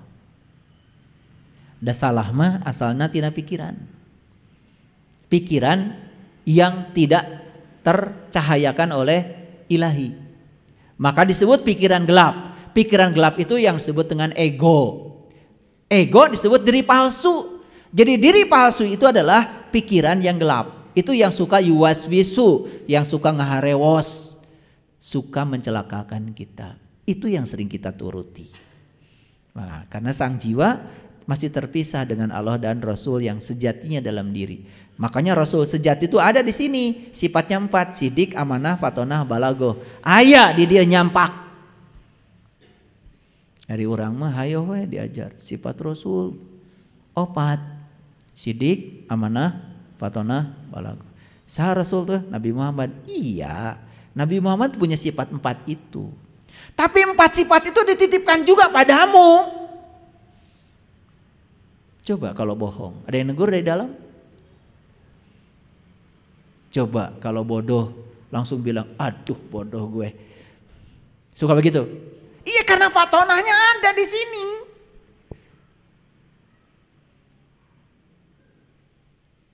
Nyata. Ngan hanya kau, tara diturut kurang. Betul? Ya, insya Allah. Ya.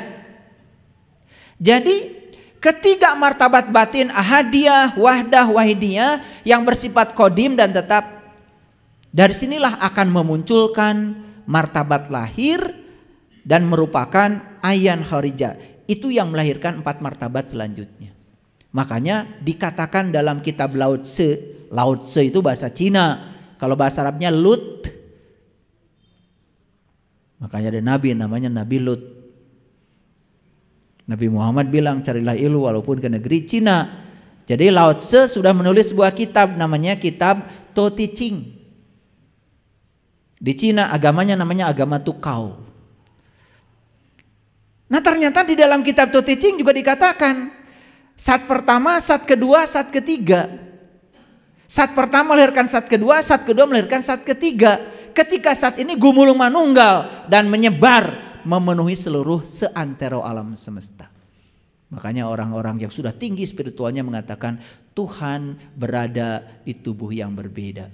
Tuhan yang sama berada di tubuh yang berbeda. Bahasa Qurannya apa? Inna robbaka ahata binas. Sesungguhnya Tuhanmu meliputi segala manusia. Jadi kalau kita melihat orang, lihat hakikat orang.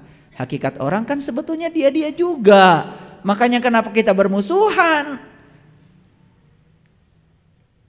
Makanya apa bedanya malaikat dengan setan? Setan itu melihat Adam cuma melihat Adamnya, luarnya, kulitnya. Karena masih punya penyakit kulit, belum bisa melihat hakikat Adam. Maka disuruh sujud pada alam, gak mau. Malaikat sudah tembus pandang, melihat Adam bukan Adam, melihat hakikat Adam. Maka disuruh sujud, langsung sujud. Jadi tahu bedanya setan dengan malaikat. Setan itu manusia juga yang masih melihat manusia sebagai manusia saja. Tapi yang namanya malaikat juga sifat yang diberikan pada manusia. Dia sudah bisa melihat manusia sebagai hakikat manusia. Orang yang sudah melihat manusia sebagai hakikat manusia tidak akan terjebak. Tidak akan peperangan mual pasea. Dan usok pasea mah setan. Ada setan di ruangan ini? Ya, saya cuma ngabsen aja. Karena saya tidak boleh menceritakan setan di belakang. Berarti saya kan mengumpat setan. Itu namanya durhaka. Jadi saya bicara tentang setan langsung di depan setan. Jadi ini tidak termasuk mengumpat. Makanya saya tanya dulu, ada setan di ruang ini? Tadi bilang ada katanya. Syukurlah pada ada kan? Jadi setan itu juga manusia juga, bungkelekan, betul nggak? Huluna segede munding, awakna segede hurang, ayana dikuring rupana jiga maneh. Punten ya. Itu bahasa Garutnya mah begitu. Makanya kalau di Garut mah definisi setan tuh udah canggih dari dulu. Waktu saya ngaji di pesantren diajarkan definisi setan tuh begitu. Huluna segede munding, awakna segede hurang, ayana dikuring rupana jiga Maneh, kata guru saya begitu. Oh, setan teh geuningan maneh. Maneh lain urang. Paham ya? Ya. Karena jam segini ini kadar gula udah mulai turun ya. Jadi biasanya ngantuk, maka saya sedikit kasih candaan. Jadi setan ada ya, hadir ya? Oke. Jadi setan itu manusia yang berpenyakit kulit. Melihat sesuatu cuma kulitnya saja. Gitu. Kalau gitu setan pinter gak? Baca Quran.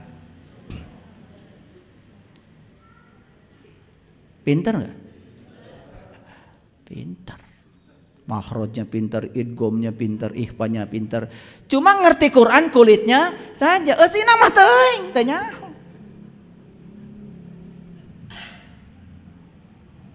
Kalau gitu setan suka tamat gak baca Quran?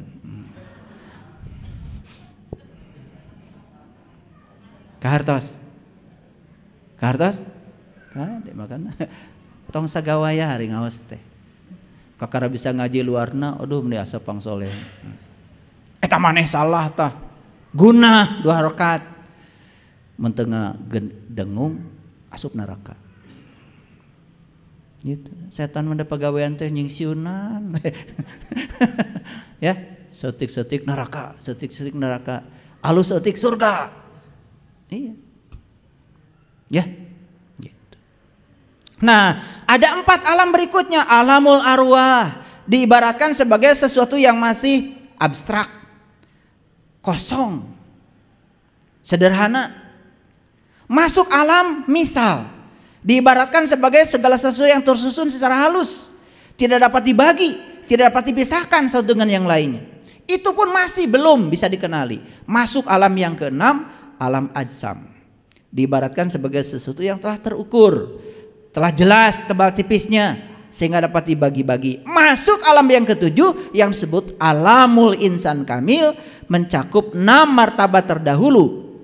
3 martabat batin, kemudian 3 martabat lahir. Jadi betapa istimewanya jadi manusia. Karena apa? 3 martabat lahir, 3 martabat batin ada di sini, dan 4 martabat lahir juga ada di sini. Jadi rek milarian naon atau orang keluar. Itu sebabnya kita harus ke diri. Kemana? Ke diri. Bukan ke Jawa Timur, ke diri. Awas, bisa ka Gresik. Ke diri. Makanya begitu ke diri kita akan mengalami panaraga, ponorogo, fana raga. Panaraga kita akan hancur ya. Bukan hancur secara fisik, tetapi kita tidak akan merasakan lagi ada di sini. Kita memasuki alam yang sejati, berdenyut bergetar di pusat kehidupan, masuk jantung kehidupan semesta. Itulah tauhid yang luar biasa. Di situ yang namanya nikmat iman, nikmat Islam teh ayana ngomong wungkul tiap Jumaah. Alhamdulillah orang sadayana masih dipapari nikmat iman, nikmat Islam. Bari jeung can ngarasakeun nikmat iman Islam. Da teu ngarti iman jeung Islam teh naon. Makanya saya tanya dulu, iman dulu Islam dulu. Cok, ari geus ngarasakeun nikmat mah atuh jawab heula. Iman dulu Islam dulu. Iman dulu. Makanya la tamutunna illa wa antum muslimun. Kan perintahnya ya ayyuhalladzina amanu ittaqullaha haqqa tuqatih la tamutunna illa wa antum muslimun. Yang pertama iman, yang kedua takwa, yang ketiga muslim. Nah, dari iman menjadi muslim gerbangnya cuma satu, takwa. Jadi takwa tuh laku. Metode, cara. Maka di Quran takwa ada 5, ada 4 prosedur. 1 mengambil janji, yang kedua angkat kesadarannya, yang ketiga ditunjukkan oleh Allah sesuatu di kesadaran, yang keempat ingat yang Allah tunjukkan. Itu yang namanya takwa versi Quran. Quran surat Al-Baqarah 63. Jadi iman akan menjadi Islam, kalau sudah lewat takwa. Ari urang mah ukur make bajuna wungkul. Makanya tiap Jumatan teh selalu pidato teh. Mari kita bertakwa dengan takwa yang sebenar-benarnya. Kumaha atuh nu bener teh? Tara dijelaskeun. Betul? Jantrekeun atuh nu bener takwa teh ceuk Quran kumaha? Wa id akhadna misaqakum wa rafa'na faqakum tur hudu ma atainakum biquwatin wazkuru ma fihi la'alakum tattaqun. Hiji tah takwa. Nomor kedua lamun hayang takwa kudu saum. Saum heula iman heula. Iman heula kakara saum. Ari ente heula ieu teh apa nu digerokeun teh nu iman. Nah maraneh hebat paruasa. Geus boga iman acan. Kakar ge ngaku geus asa iman, itu lucu. Padahal ya ayyuhalladzina amanu kutiba alaikumusiyam kama kutiba alal ladzina min qablikum tattaqun.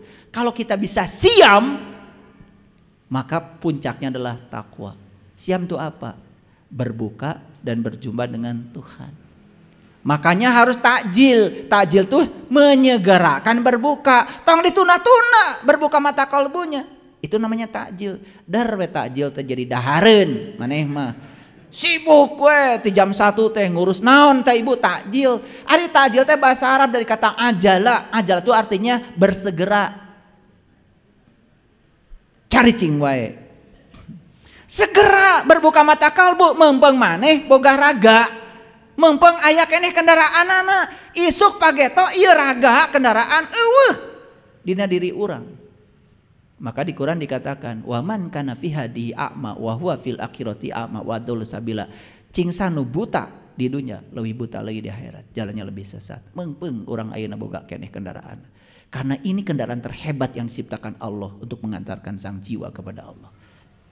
Di sini kita akan mengetahui 7 martabat alam sekaligus hanya manusia yang diberi hak istimewa. Nah, bagaimana 7 martabat alam ini supaya jadi pengalaman? Tentu tidak cukup kalian mendengarkan ceramah ini, harus mengalami langsung. Setelah mengalami langsung, kita akan lupakan ceramah ini. Karena apa? Dari alam ahadiyah sampai alam insanul kamil, gumulung manunggal di diri. Kumaha kedah buktos, ari ngaos teh kedah aya buktosna. Ieu mah araraneh, ari judulna pengajian, ari praktekna maca deui.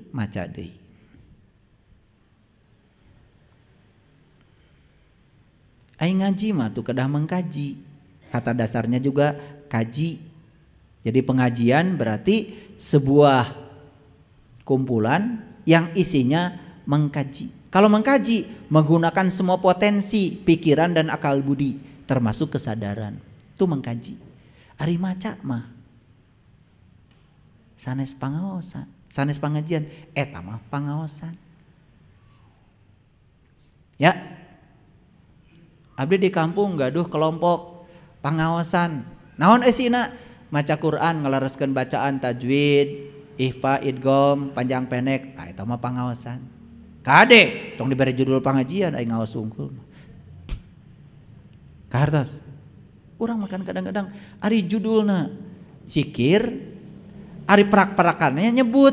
Padahal zikir mah mengingat mah enggak ada suaranya. Betul? Pasalia wae. Teu hartos teh apanya? Tajil ge jadi dahareun. Betul enggak? Ari imsak naon Ibu? Imsak itu artinya akhirkan. Segerakan berbuka namanya takjil. Kalau sudah berbuka akhirkan. Jangan sampai nutup lagi. Imsak. Terang imsak. Eta cenah urang teu meunang dahar nginum deui. Tuh jadi pasalia. Datang ngarti teh.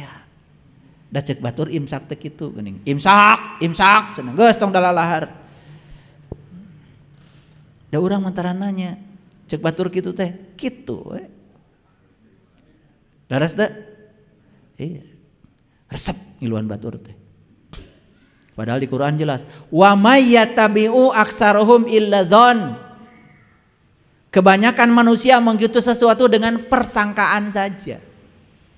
Inadon la yugni minal haqqi syai'a. Sesungguhnya persepsi, persangkaan, pembenaran itu bukan kebenaran. Itu bahasa Quran. Oke.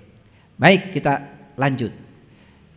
Jadi dari penjelasan yang tadi, untuk apa para leluhur kita membedah martabat 7 alam?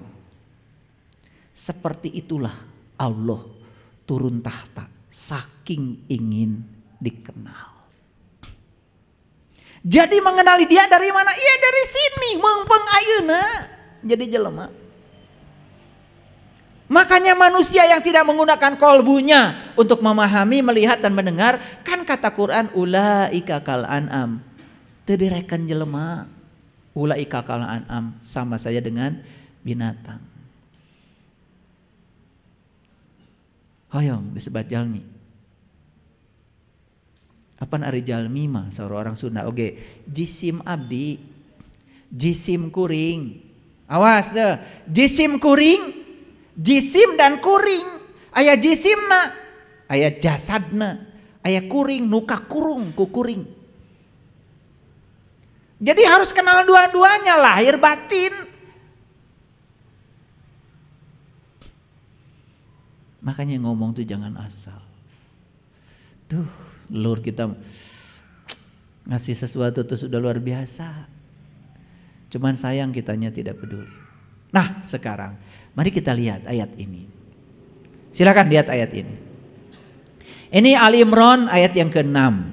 Huwallazi yusawwirukum fil arham kaifa yasha. La ilaha illa huwal azizul hakim. Dialah Allah yang telah membentuk kamu dalam rahim sebagaimana yang direncanakannya. Ayo sadari kalimat ini. Di mana kita dibentuk? Di rahim. Hasil apa? Hasil pelukan. Ingat, kalian itu bukan hasil pukul-pukulan. Hasil pelukan. Dalam pukul-pukulan wah jadi. Betul apa tidak? Sadar, oh saya itu hasil pelukan. Nah orang teh pasea wae. Salah tah. Kalau kita sadar kita hasil pelukan, silih asa, silih asi, silih asu. Sadar hasil pelukan kita itu. Hasil buah cinta, cinta yang disemaikan Allah pada ayah dan ibu kita. Itu yang membuat mereka berpelukan, bukan? Lahirlah kita. Alhamdulillah geuning abdi teh buah cinta Gusti anu dipasihkeun ka Ibu Rama abdi. Itu. Kalau sadar itu aja jelema teh moal aya anu jahat. Moal aya nu ngewa ka batur. Nyaahan dedeuhan. Ieu mah aduh. Batur meuli TV, maneh anu pusing. Batur meuli mobil, jalan-jalan, maneh anu lieur.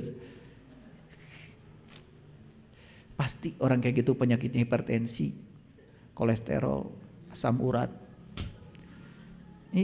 Diuk saeutik nangtung langsung. Umur kakara 40 tahun begitu cengkat kunang-kunang. Eta loba teuing segala di pikiran. Jadi garing teh lahir batin. Betul? Iya. Jadi kalau lahirnya gering itu teh tanda batin oge teu damang. Ya. Ya, lahir nama gering, batin nama teu damang.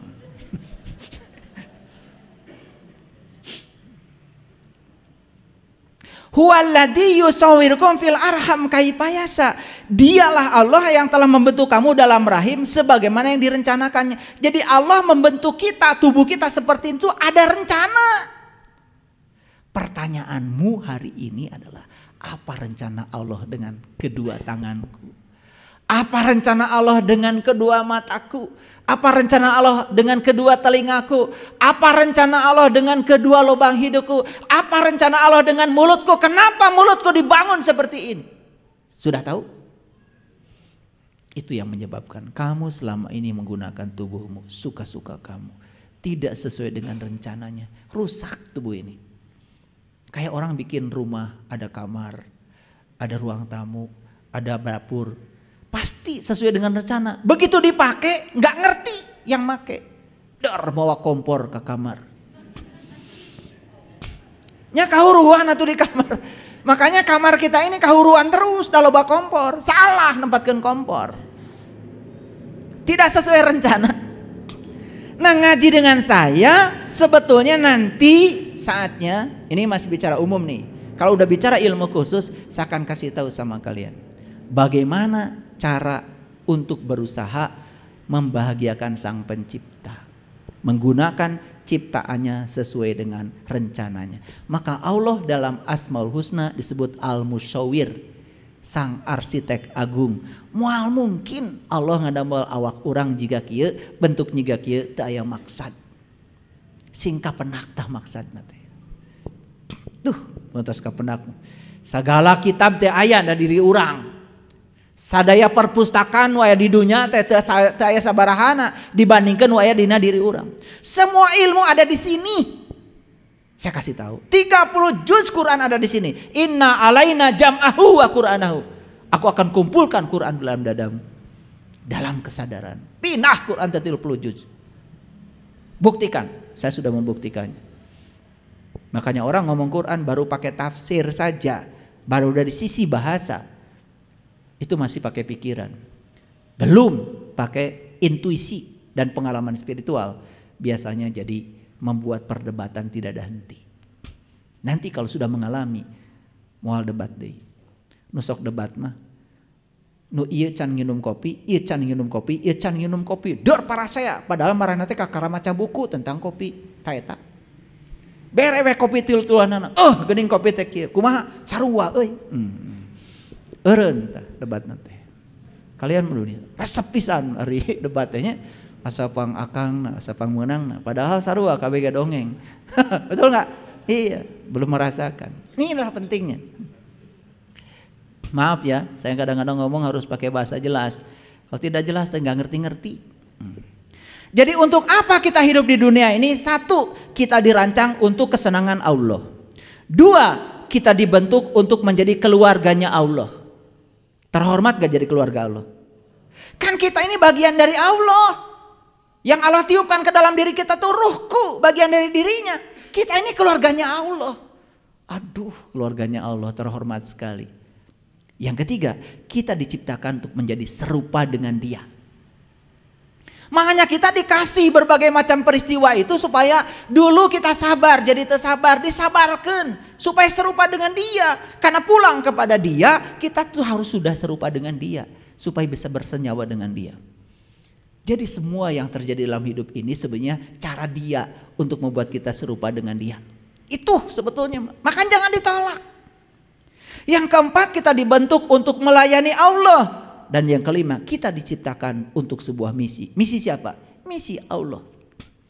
Masih ingat waktu Pak Jokowi jadi presiden, tidak ada visi misi menteri, yang ada cuma visi misi presiden.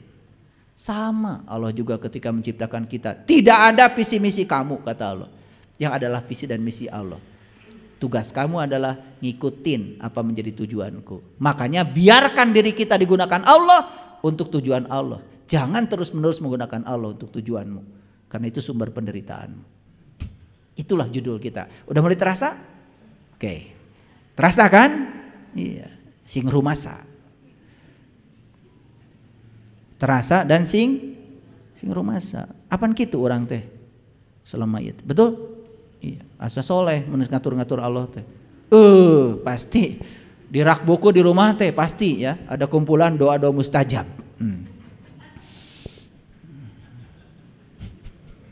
Pasti. Betul? Iya. Tiap ada edisi baru kumpulan doa mustajab pasti kalian beli itu. Ya, iya. Mani resep ngatur Allah teh. Dan geus meuli buku eta teh pasang solehna, betul? Ya. Sekarang biarkan diri kita digunakan Allah untuk tujuan Allah. Erek nyeri, erek teu nyeri, erek pahit, erek amis. Kalau untuk Allah, untuk tujuan Allah, pasti baik. Karena kita ujungnya harus menjadi serupa dengan Dia. Supaya kuat, diberi tantangan oleh Allah supaya kuat. Supaya sabar, dihadirkan orang-orang yang tidak sabar. Gitu cara Allah. Orang menolak wae. Hayang teh balat teh nu sabar kabeh, moal naik sabarna. Da sabar teh kakara naik lamun urang diberean teu sabar. Jadi dikontrakkan, tapi itu untuk tujuan Allah. Jadi menjadi keluarga Allah istimewa. Istimewa. Hak istimewa yang terbesar dalam hidup kita adalah menjadi bagian dari keluarga Allah. Masuk ke dalam keluarga Allah adalah kehormatan tertinggi dan hak istimewa yang luar biasa yang dapat kita terima. Tidak ada yang sebanding dengan itu. Jika kita merasa tidak berarti, tidak dikasihi, tidak aman, itu berarti kita belum menjadi keluarganya Allah. Masuk ke keluarganya Allah. Makanya dalam istilah para nabi, para rasul disebutnya dulu ahlul bait. Gitu. Makanya para sahabat sering disebut ahlul bait. Istilah lain dalam Al-Quran disebutnya ulul albab. Ulul albab. Pemilik lub.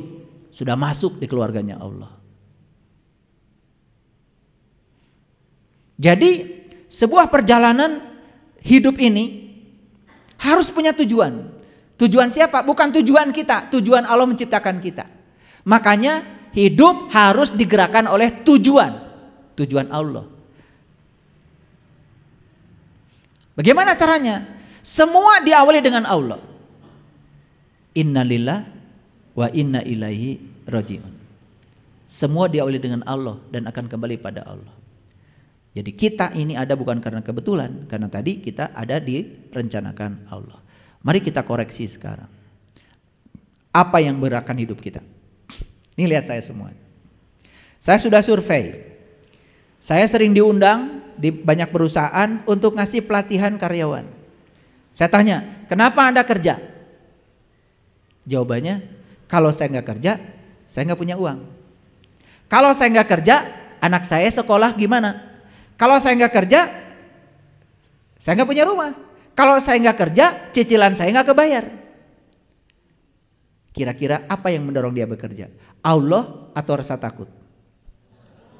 Takut kan? Takut apa? Takut kekurangan. Sekarang periksa diri kita. Betul nggak? Kita kerja selama ini digerakkan oleh Allah, digerakkan oleh tujuan Allah, atau digerakkan oleh rasa takut kita sendiri?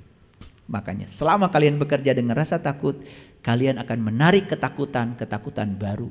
Itu namanya like attracts like, yang serupa menarik yang serupa. Hukumnya namanya the law of spiritual attraction.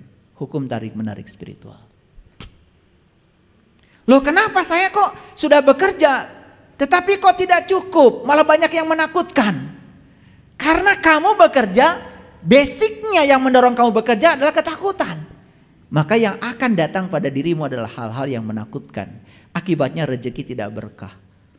Sedikit menakutkan, banyak juga tidak berkah. Tuh. Saya mencoba mensurvei orang-orang yang kalangan akademisi.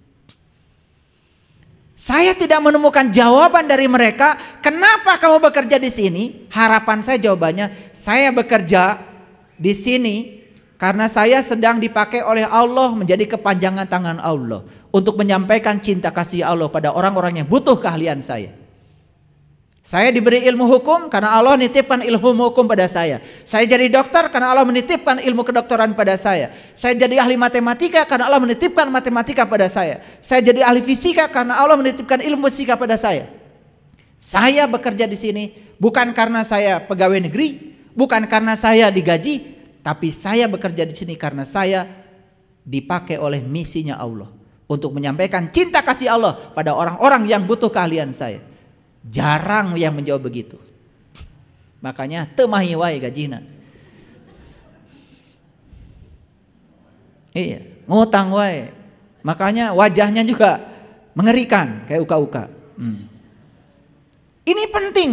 Makanya kenapa Nabi Muhammad mengajarkan kullu amrin tibalin la yubda'u bi basmalah fa huwa afdal. Setiap pekerjaan mulailah dengan basmalah. Atas nama Allah Anda bekerja. Uang, gaji itu hadiah dari semesta karena kebaikanmu. Disitulah nilai keberkahan akan datang.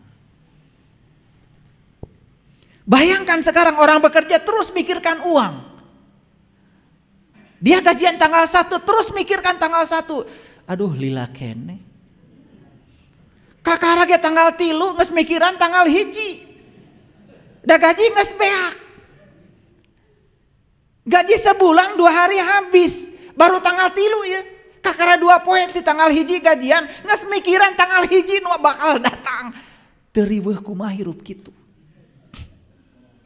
Tidak ada pelayanan buat Allah, tidak merasa diri sebagai pelayan. Saya kasih tahu, semua orang yang bekerja, yang mengaitkan pekerjaan dengan uang, dia hanya dapat uang. Sebentar ada, sebentar tidak ada. Tapi kalau dia menjadi pelayan Allah, percaya sama saya, tidak akan kurang uangnya. Selalu ada. Itu yang disebut dengan wa may yattaqillaha yaj'al lahu makhraja wa yarzuqhu min haitsu la yahtasib. Wa may yatawakkal 'alallah fa huwa hasbuh. Innallaha balighu amri qad ja'allahu likulli syai'in qadra. Eta doa teh disebutnya doa 1000 dinar. Dibaca 1000 kali unggal isuk. Bagi malarat teu boga duit. Batur geus garawe maneh maca doa eta keneh 1000 kali. Masih percaya keneh mun dibaca can 1000 kali maneh bahkan arti mana? Da duit mah kudu dijemput, teu boga leungeun, teu boga suku. Kade duit teh teu boga suku. Mau datang sorangan ka imah, teu dijemput mah. Makanya 3 cara cari uang saya kasih tahu. 1, bekerja dengan sungguh-sungguh karena Allah. Yang kedua, banyak memberi. Banyak memberi. Banyak memberi. Dan yang ketiga, saat memberi, lepaskan. Sembunyikan kebaikanmu seperti kau menyembunyikan keburukanmu.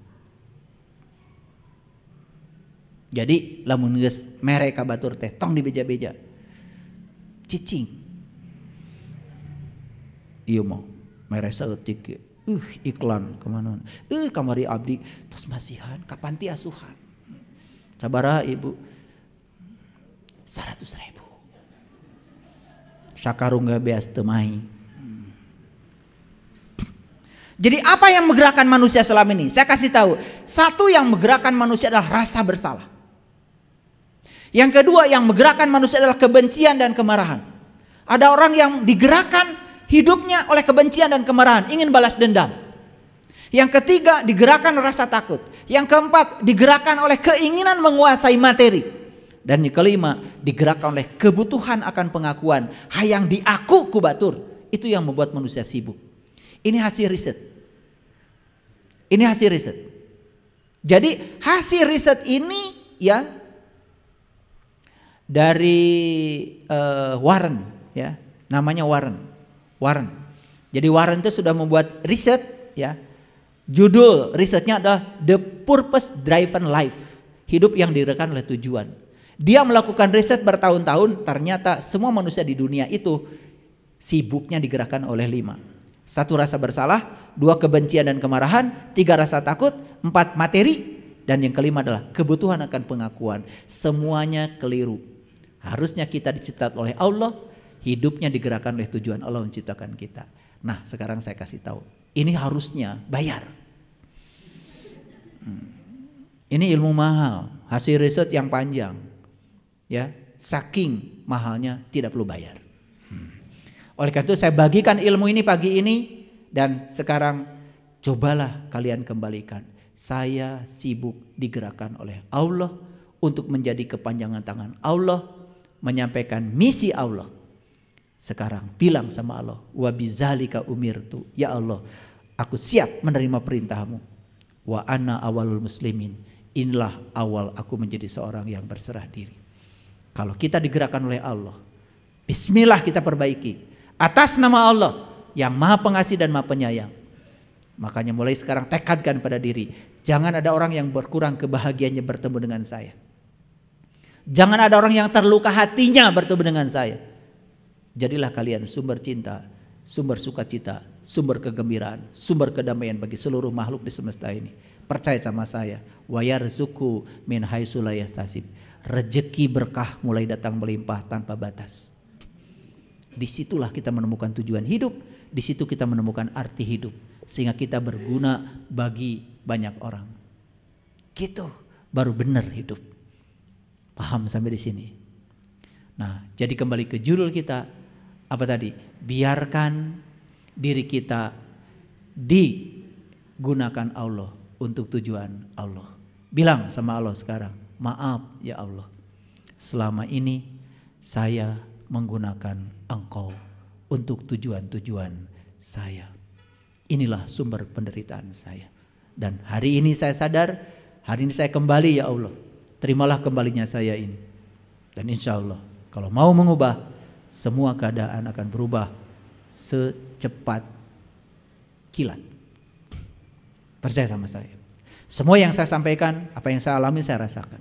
Saya pernah berada di situasi itu. Dulu saya bekerja mencari uang.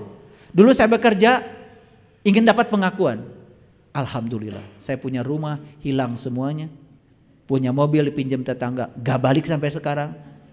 Punya uang miliaran juga dipinjam sama teman, gak balik sekarang, ketemu juga enggak.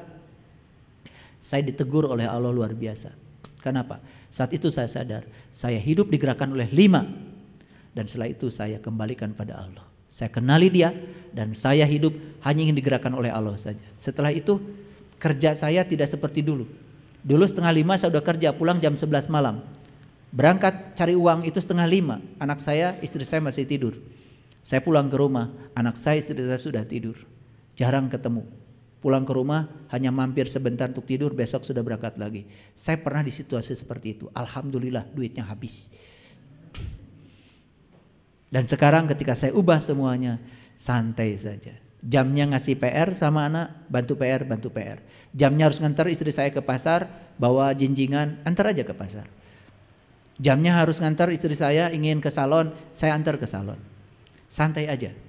Setelah saya pulang haji, saya sadar ketika sa'i, laki-laki lari, perempuan jalan. Urusan ruhani, urusan spiritual, lari. Urusan dunia, urusan duit, jalan aja. Jalan aja. Begitu kita digerakkan oleh Allah, percaya sama saya, semua kembali pada Allah. Bahkan cicilan pun yang bayar Allah. Iya, saya nyicil mobil, saya bilang sama Allah, ya Allah, ini mobil bukan milikku, karena segala sesuatu dalam milikmu, bahkan aku pun milikmu. Karena mobil ini milikmu, hakku hanya hak guna pakai saja. Tolong kau cicil, jangan bayar tiap bulan. Udah, saya kasih tahu nomor rekeningnya ke Allah. Karena setiap pendebetan terjadi selalu ada uangnya. Makanya saya sekarang dicari banyak leasing karena cicilannya bagus. Disuruh minjem maksudnya. Baik, hiburan terakhir dari saya supaya kita tertawa dan mari kita kembalikan cara hidup yang salah ke sini. Ini yang saya bicarakan sangat penting, mengubah cara hidup kita. Saya tidak menawarkan pahala di sini, saya juga tidak mengiming-iming, tidak menakutkan kalian dengan neraka. Yang penting surga dan neraka adalah buatan kita. Mau surga, mau neraka, semua terserah sudut pandang kita. Terima kasih. Assalamualaikum warahmatullahi wabarakatuh.